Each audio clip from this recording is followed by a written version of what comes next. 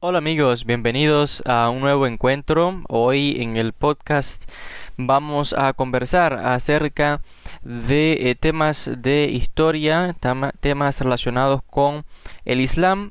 Recordemos que hemos estado conversando en nuestros temas la historia del Islam y filosofía islámica. Hablamos anteriormente sobre las diferentes escuelas del pensamiento teológico, el Kalam, dentro del Islam. Hablamos de la Sharia, hablamos de los filósofos, Mu'tazila, entre otros tantos.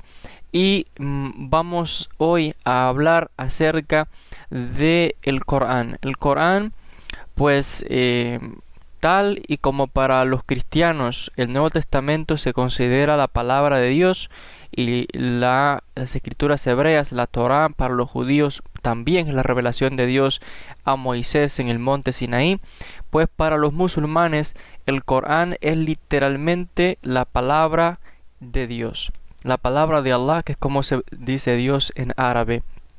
Por tanto, la voz del Corán es la voz de Dios, no la voz de Muhammad, del profeta Muhammad para los musulmanes, sino que es literalmente el mensaje de Dios para la humanidad. Y cuando Muhammad solía recitar partes del Corán de manera pública, pues se consideraba literalmente como una recitación divina que se le había revelado a él. En cuanto a la figura del profeta Muhammad, él pues no se considera como Mesías, ni que tuviesen poderes sobrenaturales, ni nada de esto, sino que en este caso el Corán es el producto de Dios y solamente de Dios, de acuerdo al pensamiento islámico. Por tanto, por ello, cuando se lee el Corán y nos damos cuenta que está escrito y se utiliza el plural para referirse a la persona de Dios, la forma de majestad. Por eso encontramos frases donde se dice nosotros. Esta expresión de nosotros, en vez de decir yo, nosotros es una expresión en plural en árabe que es la forma de majestad y viene a hacer referencia a Dios y solamente a Dios. Y nos encontramos frases, ya les decía, por ejemplo, donde en el Corán aparecen frases como cuando dimos nuestros mandamientos o cuando revelamos a Moisés, por ejemplo. O cuando dice además, nosotros vamos a recompensar a los justos. Esta expresión de nosotros que encontramos en el Corán es una forma majestuosa haciendo referencia a Dios. Y es muy interesante que también en el texto de las escrituras hebreas, el texto de la Torá, nos encontramos que expresiones similares a esta donde se habla en plural. Por ejemplo, hay un texto en la Torá donde en el libro de Génesis, donde Dios está hablando y tiene un diálogo y dice, hagamos al hombre a nuestra imagen, a nuestra semejanza. Se dice hagamos, no dice yo voy a hacer, sino que habla como en plural, que es una forma de majestad, según dicen los comentaristas. Según pues se ha explicado, hay un paralelismo entre lo que significa la palabra Corán y una expresión también similar en hebrea. Corán literalmente significa recitación.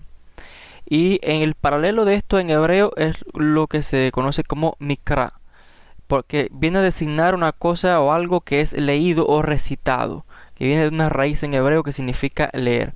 Y es que en el mundo antiguo, y tanto en el mundo de los judíos, en el mundo cristiano, en el mundo islámico, por todo el Medio Oriente, persas, Zoroastria y muchos otros, pues en el mundo antiguo muy pocos individuos eran especialistas, entrenados para leer. Por tanto, la lectura, casi que por necesidad, se convirtió en un acto oral, siendo referencia de que era una manera de transmitir información de las palabras escritas. Por ello es que en la antigüedad, en diferentes ciudades y pueblos, había una persona que era el encargado y enviado por el rey de ir por las calles anunciando los decretos y órdenes del rey o del gobernador de la ciudad, y anunciaban diferentes mensajes que el gobernador quería dar, mensajes orales, recitando. Y de ahí que nos encontramos que de hecho está en el campo, ya estamos hablando aquí del campo religioso, pues tanto el Corán como las escrituras hebreas, entre otros, son textos que se memorizaban y se recitaban pues de manera oral donde habían personas capacitadas para este tipo de recitaciones. Igual que hoy, pues hay muchos expertos que memorizan el Corán y lo recitan, y realmente pues son reconocidos, ¿no?, por la manera hermosa en que son capaces de recitar las escrituras sagradas del Islam.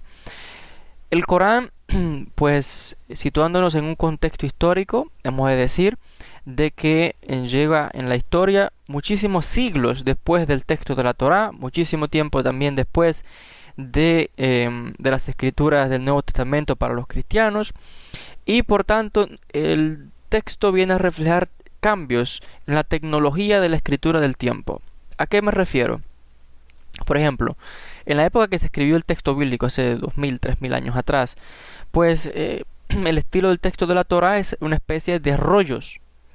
En el caso del Corán, pues estamos haciendo referencia de que viene a aparecer en la forma de un códice. El códex viene a ser referencia específica a la forma del libro, como los libros que tenemos hoy día, donde hay pues tenemos una estructura de páginas, etcétera. Y así es la forma en que va a aparecer el texto del Corán en árabe. En cuanto al mismo texto, pues hemos de decir que se le conoce por diferentes nombres. Se le puede llamar al-Kitab, el libro, como dice el mismo Corán, el libro que ha sido enviado al Tanzil, también el guía, al-Huda, y también se le llama al-Furqán, porque viene a esta expresión al-Furqán en árabe, es una expresión que viene a mostrar cómo el texto de la revelación del Corán, una revelación de Dios al profeta Muhammad según la creencia islámica, viene a dividir entre la verdad y entre la falsedad. Aunque según los especialistas probablemente esta palabra al-Furqán pues viene probablemente del arameo, y una palabra que viene a indicar redención porque por la manera en que el Corán viene a ser como una redención para la humanidad, una liberación de la falsedad hacia la luz de la verdad según la creencia islámica. Hemos de decir de que el término más común hoy en día cuando se imprimen los textos del Corán y se reparten los libros, o a veces los encontramos en las tiendas que venden el texto del Corán, normalmente se le conoce como, y uno ve en la portada, como el nombre que se le pone en la portada, normalmente es el noble Corán, o en árabe al-Corán al-Karim. Y en este caso, pues ya les decía que es la manera más popular en que conocemos el texto de hoy, el texto del Corán, como el noble Corán, ya les decía. El consenso de los musulmanes, de los académicos, los expertos, peritos realmente en las escrituras islámicas, es que el texto en árabe es lo que en realidad debería llamarse Corán. Por lo tanto, una traducción del Corán a cualquier otro lenguaje no es lo mismo que el texto en árabe. Por ello es que el proceso de traducción requiere que el traductor escoja entre una variedad de palabras y frases en el idioma en que va a traducir el texto del árabe, ya sea al inglés o al español o al francés o a cualquier otra lengua. El traductor tiene que escoger diferentes palabras, estilos de prosa, para que puedan darle sentido a las palabras del árabe al lenguaje que quiere ser la traducción. Y por tanto, no es lo mismo. Incluso la traducción más literal del texto aún así requiere que el traductor pues exprese en el otro lenguaje lo que él mismo cree que pueda dar significado o que la gente pueda entenderlo. Por lo tanto, una traducción es realmente la interpretación del traductor, y técnicamente hablando, por tanto, las traducciones del Corán son interpretaciones y por lo tanto no se pueden considerar como el verdadero texto del Corán en árabe, porque ya les decía, el Corán en árabe se considera por los musulmanes como la palabra literal de Dios, que es inimitable, y por tanto cualquier traducción a cualquier otra lengua es la interpretación del traductor, que tiene que escoger frases, palabras para poder dar sentido al texto en otras lenguas, y por tanto sería la interpretación del traductor y no literalmente el texto en realidad. Por ello es que se estresa mucho el énfasis de estudiar el texto y de aprender la lectura en el idioma árabe. En cuanto a esto, pues hemos de decir que en cuanto a las religiones, por ejemplo el judaísmo, el cristianismo, pues el texto de la Torá también se reveló en hebreo, del cual también se han hecho traducciones. En el caso del Nuevo Testamento, pues nos encontramos que se escribió en griego, porque se escribe para una audiencia que no es como tal el mundo judío, sino que se trata más bien del mundo grecorromano de la época. Y para los cristianos, pues el Nuevo Testamento viene siendo donde las palabras de Jesús vienen siendo la personificación de Dios en la persona de Jesús, y por tanto las palabras de Jesús se consideran de revelación divina por los cristianos, y es lo que aparece recogido en los evangelios. En el caso del Corán, pues se dice que fue revelado por partes. No fue una revelación completa del texto, sino que en diferentes momentos de la vida del profeta del Islam, Muhammad, pues fue recibiendo revelaciones, una serie de informaciones que según el Islam pues le fueron dadas al profeta. Dios revela esta información a Muhammad a través de Jibril, el arcángel Gabriel, que sirvió como intermediario entre la perfección divina, en este caso Allah, y la realidad imperfecta de la carne o de la humanidad, y en este caso incluso la humanidad de Muhammad, porque Muhammad, el profeta del Islam para los musulmanes, pues era un ser humano 100%, no divino.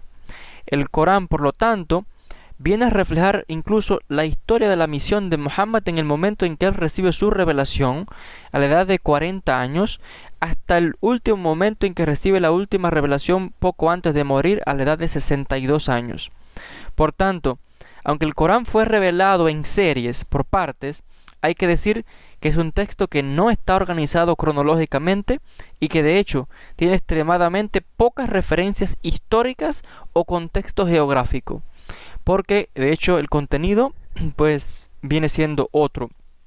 Y sobre estos detalles, sobre la manera en que está organizado el Corán y digamos que algunos puntos de crítica que le hacen también algunos académicos, teólogos o los series de debates que se han presentado a través de la historia, ya dígase dentro del mundo de la teología del Islam, de los mismos musulmanes como de los diferentes académicos, y otros puntos importantes sobre esto vamos a conversar en un próximo podcast. Hablaremos de las revelaciones que va a recibir el profeta del Islam, revelaciones en la Meca, en Medina. Hablaremos de la organización del Corán, lo que parecen ser aparentes contradicciones en el texto, la revelación de otras escrituras, etcétera, etcétera. Sobre estos detalles vamos a conversar en un próximo podcast. Como siempre, les agradezco a todos por la atención. Siempre les invito que no se olvide de escuchar mi programa de la radio cada lunes 8 de la noche, hora de España, en www.laradiodelahistoria.com. También en las redes sociales con el hashtag HistoMisterio.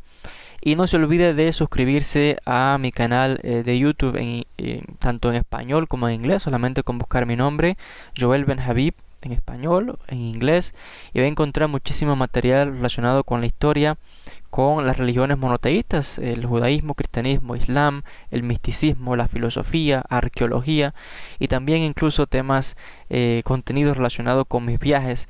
Así que hay muchísimo material para compartir, para estudiar. Les agradezco a todos por la atención y les envío un gran saludo a todos ustedes. Gracias y hasta un próximo encuentro.